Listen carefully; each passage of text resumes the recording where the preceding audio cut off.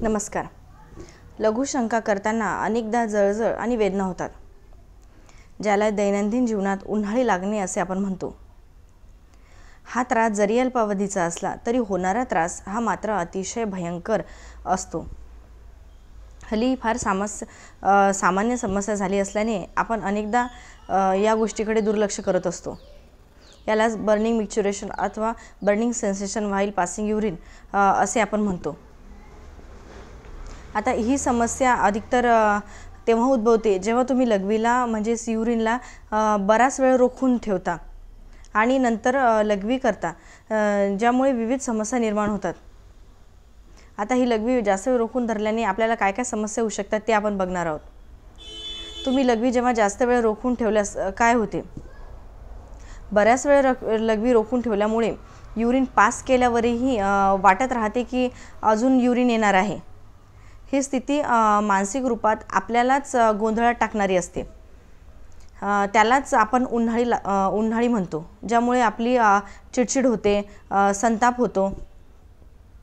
जास्त वेळ लघवी रोखून ठेवल्याने या दरम्यान स्त्री आणि पुरुषांच्या युरेथ्रामध्ये मोठ्या प्रमाणात जळजळ होत असते किंवा जळजळ होत असल्यासारखे वाटते, ज्यामुळे प्रत्येकाला त्रास होत असतो. जास्त वेळ युरिन रोखून धरल्याने पोटाजवळील भाग दुखू शकतो. हे यामुळे होते कारण शरीराला ज्या अतिरिक्त पाण्याची गरज नसते ते पाणी शरीर बाहेर फेकू इच्छिते, पण ते आपण स्नायूंमार्फत रोखून धरल्याने वेदना सुरू होतात. लघवीत जळजळ का होते हे आता आपण बघूयात.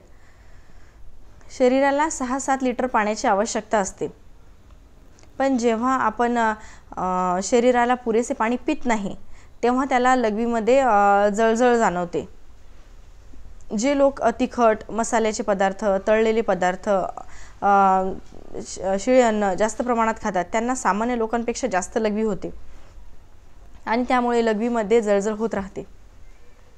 अनेकांना किडनीमध्ये स्टोन होतात. किडनी स्टोन वाढू लागल्याससुद्धा अशी जळजळ होते. त्यामुळे जर सतत त्रास होत असेल तर डॉक्टरांना अवश्य दाखवावे. लघवीमध्ये जळजळ थांबवण्यासाठी घरगुती उपाय आपण काय करू शकतो ते आता आपण बघूयात. पहिला उपाय म्हणजेच तर भरपूर पाणी प्या. दुसरा उपाय म्हणजे लिंबू पाणी आणि पुदिन्याचा अर्क प्या. तिसरा उपाय म्हणजे सीझनल फळं खा.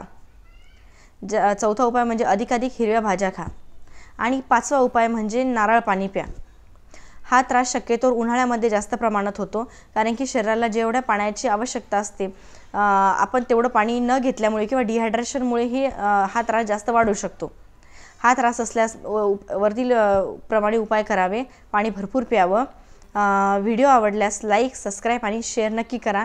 सबस्क्रिप्शन तुम्हाला पूर्णपणे फ्री आहे, पण त्यामुळे मला व्हिडिओ बनवण्यासाठी प्रोत्साहन मिळतं. धन्यवाद.